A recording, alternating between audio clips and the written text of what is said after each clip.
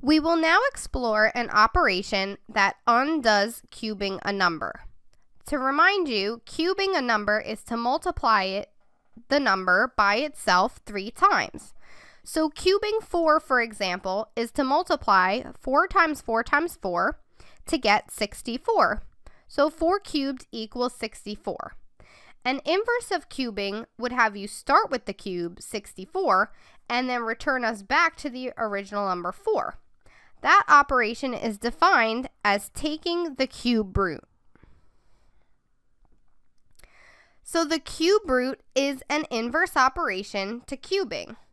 This is the symbol for taking a cube root. It looks like the radical symbol, very similar to the square root, except we have an addition of the 3, this tiny little 3 kind of on the top sitting on the radical. So that is the cube root symbol. So given that, if we go back to our example of 4 cubed equals 64, it follows that then the cube root of 64 equals 4. Performing the operation and then the inverse operation returns us to where we started.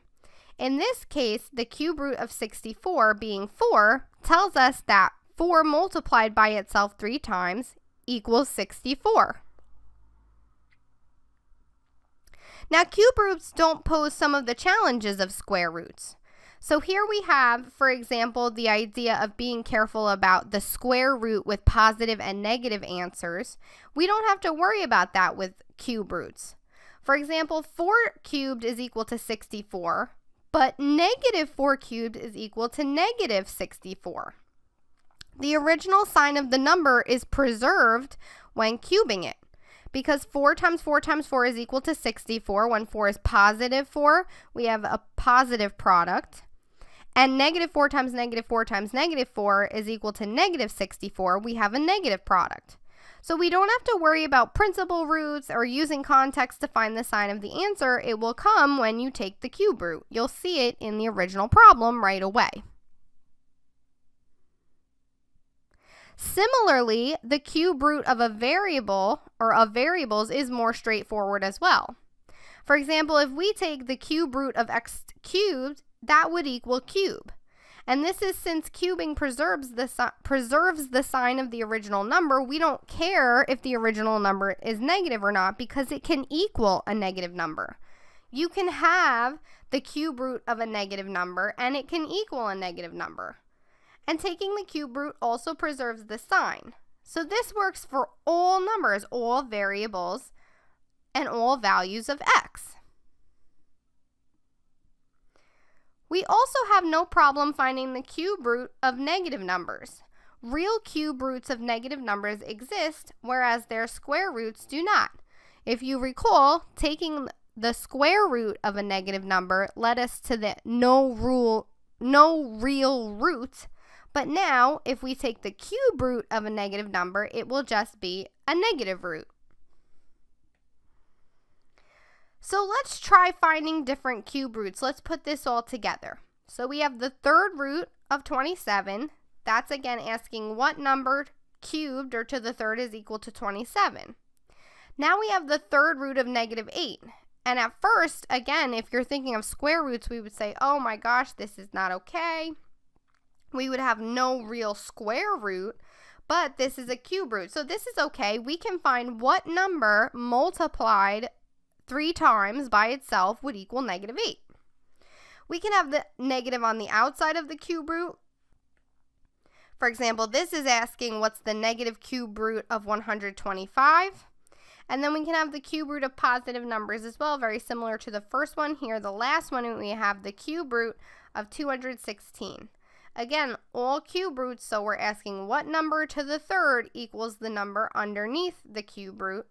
And this third example, we'll have to make our answer negative. So the first answer is 3. The cube root of 27 equals 3 because 3 cubed equals 27.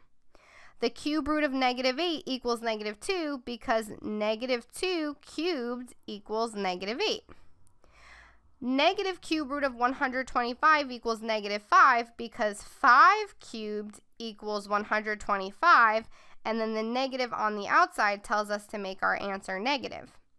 And the cube root of 216 equals 6 because 6 cubed equals 216. So here we have a list of our positive whole number cubes. So the whole numbers in the right column are cubes of the whole numbers in the left column. The numbers in the left column are the cube roots of those in the right column. If you multiply a number in the left column by itself twice, you get the number in the right column, or including that first number if you took it, so it's a total of 3 times. For instance, let's say we looked at this row here. We have the number 9 and its cube 729, right? 9 times 9 times 9 is equal to 729. Let's say we chose this row here. We know that 4 multiplied 3 times. 4 times 4 times 4 is equal to 64. 7 times 7 times 7 is equal to 343. 1 times 1 times 1 is equal to 1. So you can take any number in the left column and multiply it by itself and then 2 more times, and then you get the number in the right column. Now here we have this list where, as you can see, the signs of the cubes of negative numbers are also negative. So here we have a list of negative numbers and their cubes are negative. And every negative cube has a negative cube root. They match. Now beyond these whole numbers, cubing any rational number results in a perfect cube as well. So here are more examples. We have the third root of 125 equals 5. Because again, by definition, 5 cubed is equal to 125. Now we have the cube root of negative 125 is negative 5 because negative 5 cubed equals negative 125. So that's a difference in signs. We have the cube root of negative 512 is equal to negative 8 because negative 8 cubed is equal to negative 512. And the cube root of 1 is equal to 1 because 1 to the third, or 1 cubed, equals 1. So notice our signs are matching up. When you cube a positive number, it equals a positive number. When you cube a negative number, it equals a negative number. So you just have to be careful of which one you're talking about and pay attention when you're taking that cube root.